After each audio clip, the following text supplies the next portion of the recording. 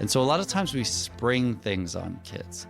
So we have to realize if we're in that situation of, really in an action phase around leaving a marriage or leaving this relationship and heading toward a divorce, that's us. That's not necessarily where our kids are at. And so we need to give our kids the same amount of time, right, to grieve and to come to terms with this huge new normal.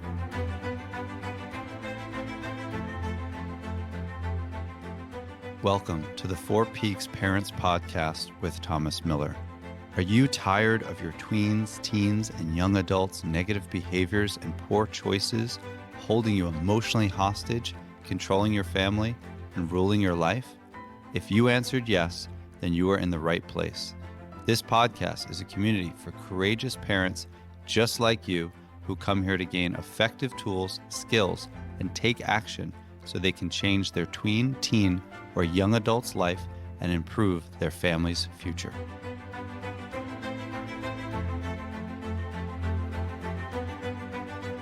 Hey everyone, and welcome to the Four Peaks Parents Podcast with your host, Thomas Miller.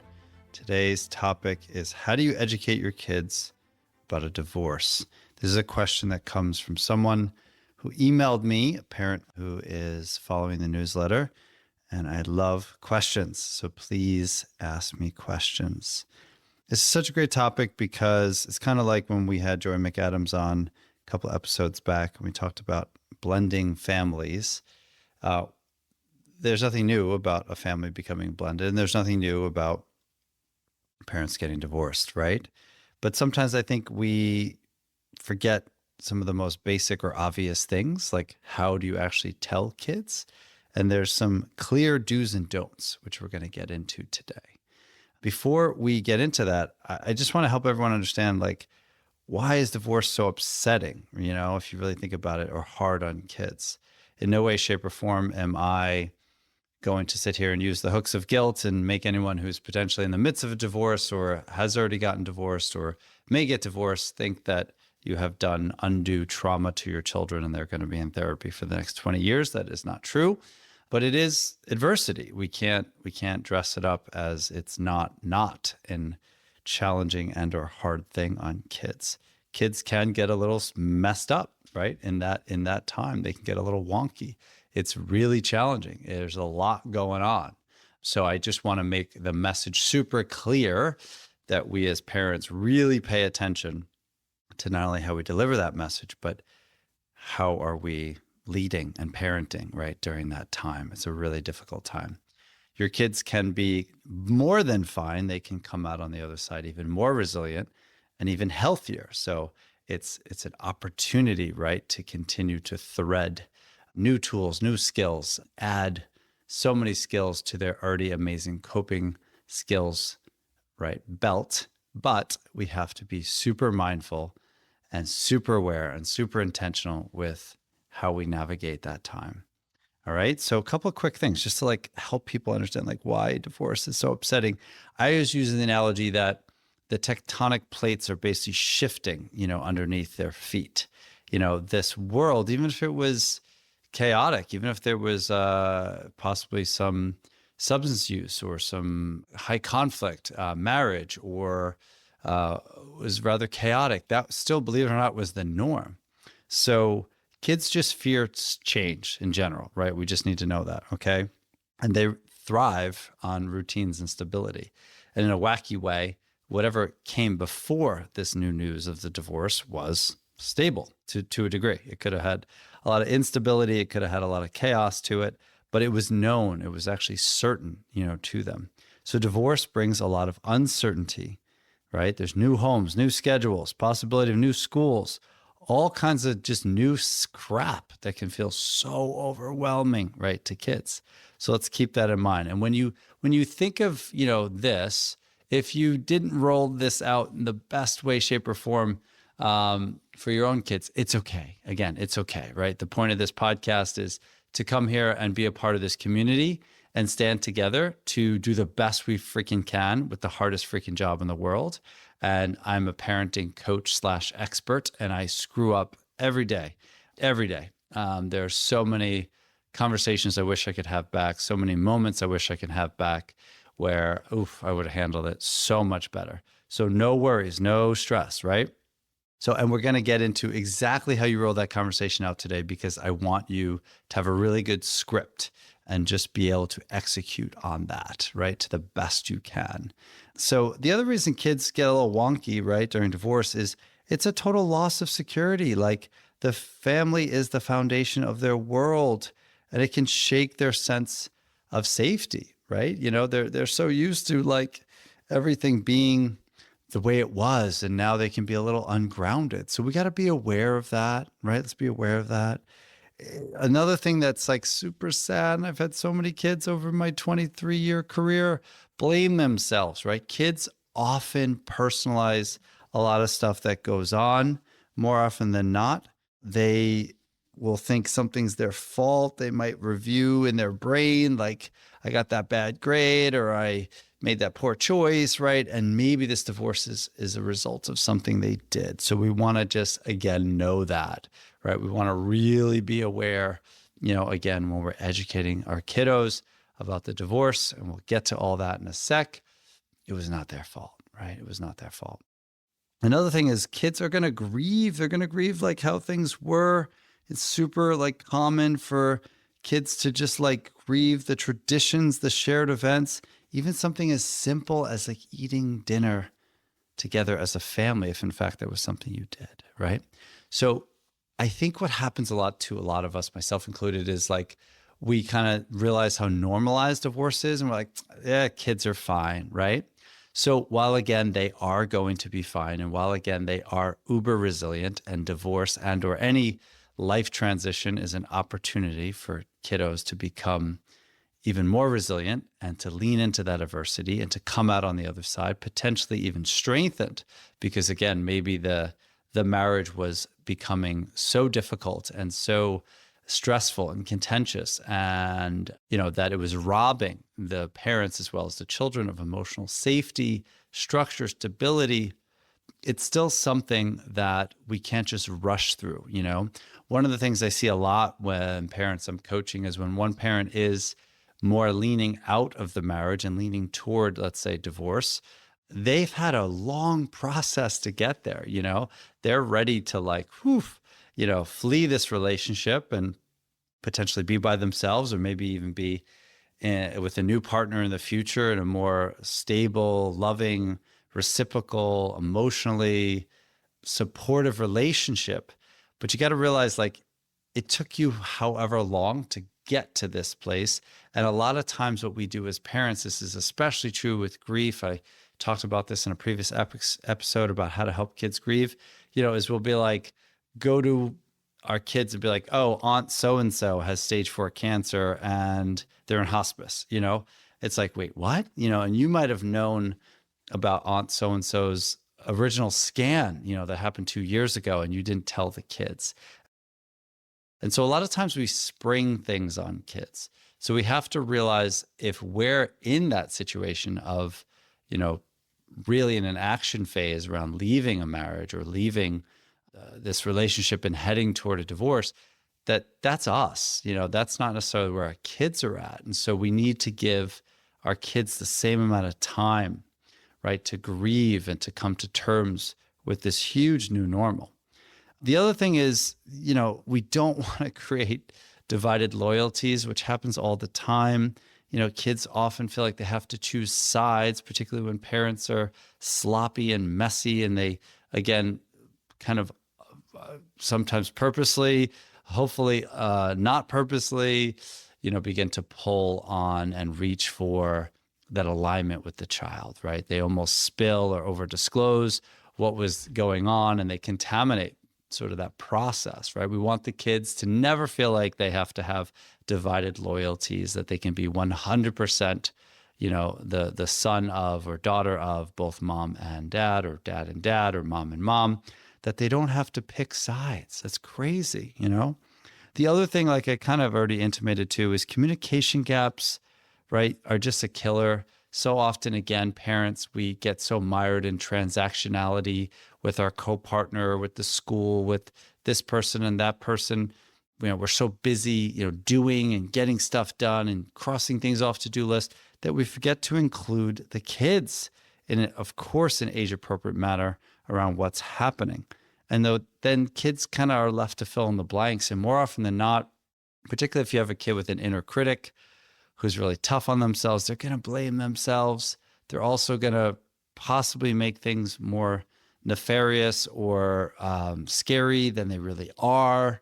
It's the same thing with medical diagnoses. I've worked with so many families that have, kids that have struggled with medical health issues. And of course, when you get a diagnosis, it can be ominous and scary, especially if you don't know what the hell it is. You never heard of it and you're like WebMDing it.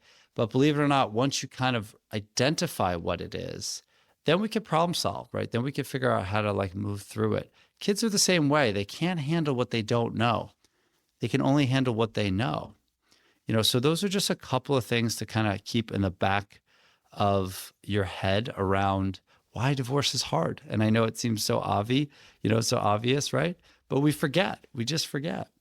And so a couple of quick little things, and we're going to get right into a script because I really want people who are potentially on the verge of going through divorce or even thinking about potentially rolling into that you have a really evidence-based, really vetted script. This is something I've coached parents on for years and years and years and years that will really set the kids up for success. But we just want to have honest and age-appropriate conversations, okay? That's kind of like a backdrop.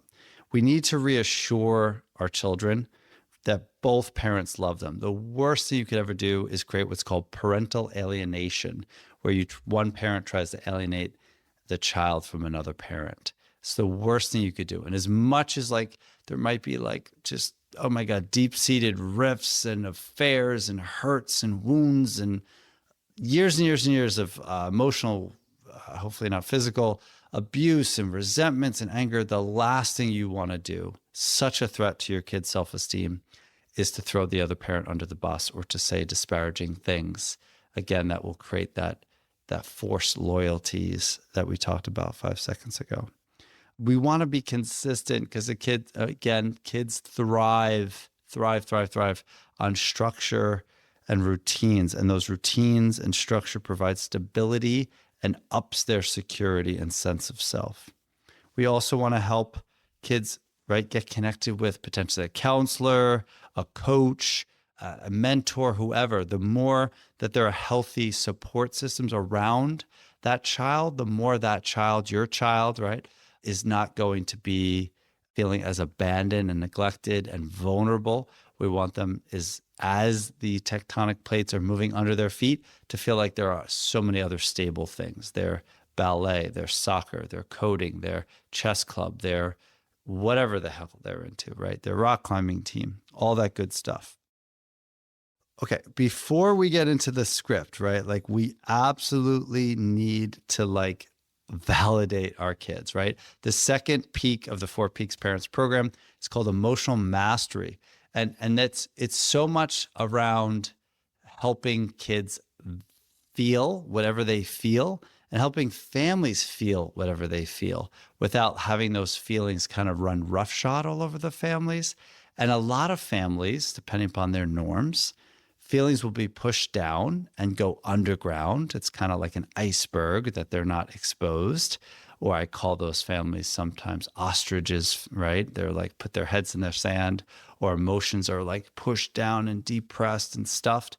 So let's let kids feel. Let's raise that iceberg. The more we know about how our kids feel, the more connected we are to them, and the better and bigger role we can play in helping them to navigate those feelings. So those feelings don't basically turn into actions, Acting against self, acting out, externalization, etc. We want to, again, reassure them that it's a decision between the parents. It has nothing to do, with kids in any way at all. It's not a reflection of their love for their child. And we got to keep those things, we got to keep everything as consistent as possible. The last thing we want to do, because we're already going to ask them to go through massive transitions from switching houses switching, oh my God, just the typical flow. It's upsetting the apple cart in so many ways. We really want to be as consistent as humanly possible. Okay? So how the heck do you do this conversation? And first off, if anybody has like any questions, please email me. If anybody ever wants to learn more about the 4 Peaks Parents Program, just reach out. Again, there's 4 peaks. We move through the program across 90 days. You get me in an uber committed way toward creating the changes that you want to see happen. We're playing for big results, people. We're resetting your dynamic with your child. We're changing the family dynamics. And in essence, we're sending mental health symptoms and or unhealthy behaviors to the background. And there's a cost of inaction because those symptoms will metastasize. And trust me, it is so much easier to take things down now, right, than to wait until things metastasize, wait until your child is a 16-year-old or a 22-year-old living in your house, or until these disruptive behaviors really take root, really become part of their character structure and how they operate.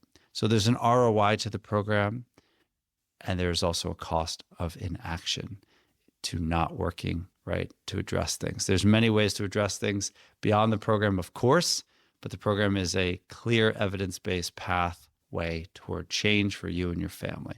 So feel free to reach out. Love to jump on a discovery call with anybody to talk further about it. Please, if you haven't already, sign up for the newsletter. You could do that, obviously. The link is in the description to the show. I'm just here for you. I'm so excited that we're continuing this journey of trying to move the parenting narrative and dialogue forward. And here's another way we're about to do that, which is we are going to help kids, right, understand that it's not their fault. So here's a great little script for everybody, okay? So what to say when telling kids about divorce, right? Again, this is just the beginning. This is not like, cool, we rolled out this awesome conversation with our child and everything's good, right? But the last thing I want is the first conversation to be a hot mess. And more often than not, it is not as prepared as I wish it would. And a lot of times families are like, oh, I Googled this or I did this. And it's okay. It's okay. But you could still pick up on, a frustrated undertone. You could still pick up on the rift and the splitting that's going on in the background. I know it is so hard to maintain decorum and respect, right, for a partner, particularly, again, if there was issues of infidelity or trust or just angry infighting, and for years and years and years, that crud builds up. But when in doubt, please, please, please remember the North Star is your children. It's not just your children, it's your children's mental health, your children's self-esteem, your children's sense of self, your children's sense of safety, right? And how you two navigate this very difficult process will make or break how they're going to navigate and how well they're going to do, right? The last thing we want to see is regression. If a child has worked so hard socially or emotionally, or has worked really hard to gain some coping skills to regulate some mental health, or they've worked really hard to shift, sleep habits, or they're doing a better job. They're not vaping anymore. There's no substance use, or they're now finally got regulated in terms of their friend group, or finally got to a place where they're not accepting crumbs off someone's table and vying for popularity. The last thing we want to do, right, is erode all of that work by having a sloppy rollout to a very difficult process. So here's a couple of suggestions. Number one, you got to be aware of your timing, right? Last thing we want to do is have this conversation when the timing is not perfect. It must be perfect. Both parents absolutely have to be present, right? Super important that you have a united front around the messaging. Super important that you've prepared and actually planned the conversation, because this is one of the toughest, most important moments, right? And the last thing, like I said, is if it's just, there's no unity, it's going to already immediately, right, kick up anxiety for kids. So you want to start with expressing so clearly in no uncertain terms how much you both love your children. And that love will never change. You want to explain what's happening, right? The other thing too is like, this is the same thing with like alcoholism or substance abuse. I have so many families that are like, oh, I used to, struggle, used to drink too much, or used to, abuse drugs, or struggle with my use of this or that. But it really didn't affect my kids. I never forget way back when I was the family wellness director of an elite addiction treatment center, this person said, oh, well, my kids really weren't affected. And then when their child had come, there was a teen had come through the family program, which was a great opportunity for the families to get well, because I'm all about creating a positive parallel process for the families, right? I want everyone to get well because everything is a family disease, including, right, addiction and alcoholism. Hence the reason I started this program and started this podcast, so that I can strengthen the family, because through rebooting, resetting, right, the family culture and giving parents tips and tools and strategies to make change, guess what? Kids get better too, right? So I never forget, this client who was minimizing like crazy their use. Sure enough, when I finally met the teen could list, oh my God, like for days, all the ways in which their drinking had impacted them. So kids are very spongy. They are always absorbing, right, what's going on around them. So we should never, ever act like the kids haven't already kind of picked up on some of the hints, let's say, or the breadcrumbs. So we want to explain what's happening. And you first want to validate, like, we've been having some problems, right? You've seen or heard or, right, a struggle at times, right? It's no big secret that there's been some conflict or there's been whatever. So just speak to whatever's actually been already happening, because it would be invalidating, right, to act like there isn't already been, signs and symptoms here. And then say that we've decided, right, decided that we can't stay married. This means we're going to live potentially in two different homes, right? And that things will start changing. They may not change overnight, but things will be changing. And just make it unbelievably clear it's not their fault. This is the decision between the two of us. It has nothing to do with anything you did. We both love you and always will. Again, reinforce that you love them so much and you always will. And your love for them will never change. Start with like what won't change. So like already know, be great in advance if you could staff up, right, with your co-partner, your co-parent, the person that you will be separating from, should say. What do you know is not going to change? And then that way you can speak to that. So say you'll still go to your school. You're still going to see your friends and spend time with both of us. We're going to work together and make sure this is like the best situation possible for you. But let's be real, there will be, right? This will be different. This will affect you, right? Talk about what is going to happen. Like, what are the changes that will happen in a proximal way? Don't get too crazy, but maybe next week, this or that will happen. You might spend some days, with mom next week and some days with dad, right? And then immediately shut the heck up and ask them, how are you hearing this? How are you feeling? Give them permission to think and feel anything they want, like anything they want, right? We don't want to create stuffing. Again, second peak of 4 Peaks program is called emotional mastery, because we want to raise the tide of all feelings, right? So the more that we can help our kids feel elated, right, safe, as well as shame, believe it or not, as well as guilt, as well as embarrassment, as well as anxiety, as well as depression, they're also then going to be able to feel happiness, joy, satisfaction, contentment, comfort better. We can't expect them to only feel one side of emotions, because I always think of emotions as being either comfortable or uncomfortable. They're not good or bad. But we want our kids to feel all their feelings more and not be afraid of their feelings. Feelings are just feelings. Again, they're comfortable or uncomfortable. And yeah, when we're uncomfortable, we tend to sometimes do some dumb crap, right? But that doesn't mean that by feeling, right, that the feeling more, the feeling those feelings is the determinant of good or bad choices. It's not. It's just, how do we feel? and feeling is healing. So we want to immediately shut the heck up and validate for them. It's okay to feel whatever you feel. Bring it on, right? Share with us your anger, your frustration, your confusion, your sadness, whatever you got. And then really listen. And listen to listen. Don't listen to explain. Don't listen to defend. Don't listen to, even respond. Just listen and really validate what they're going through.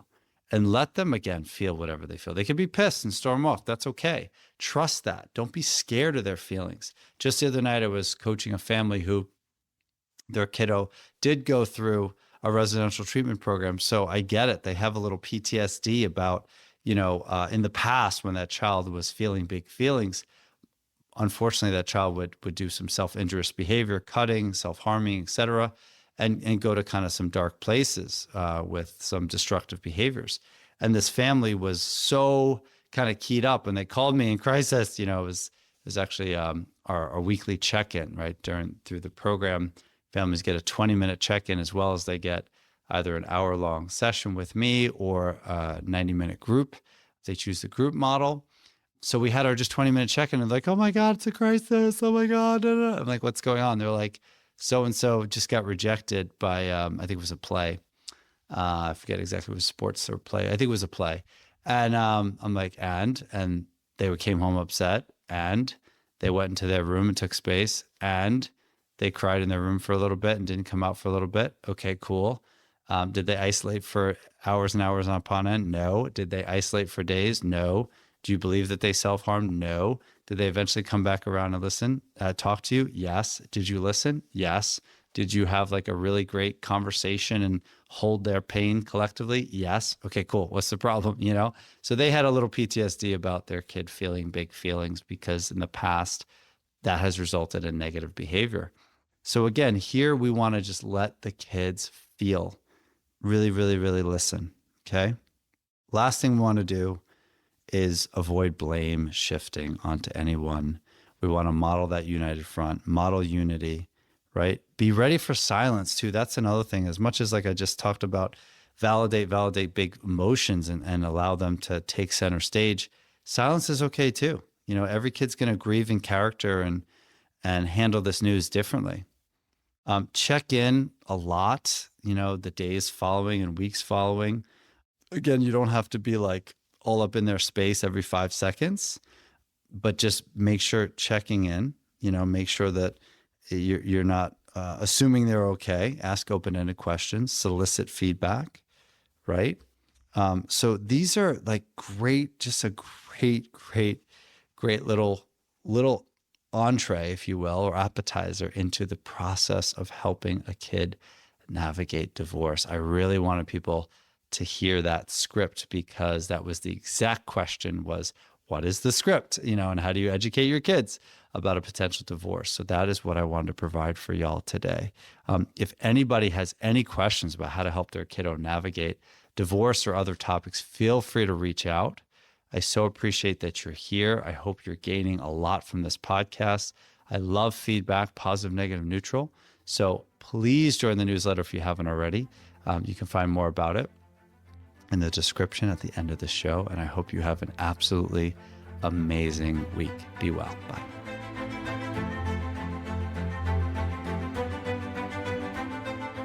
Hey everyone, Thomas here.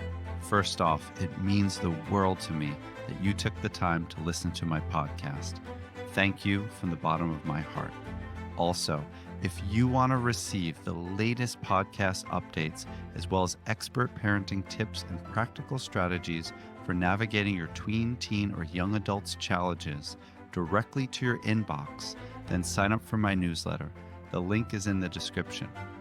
And most importantly, if you're tired of feeling overwhelmed, stuck, stressed, and are losing sleep because you're constantly worried about your tween, teen, or young adult, your first step is to realize that you still have a choice and can do something about it.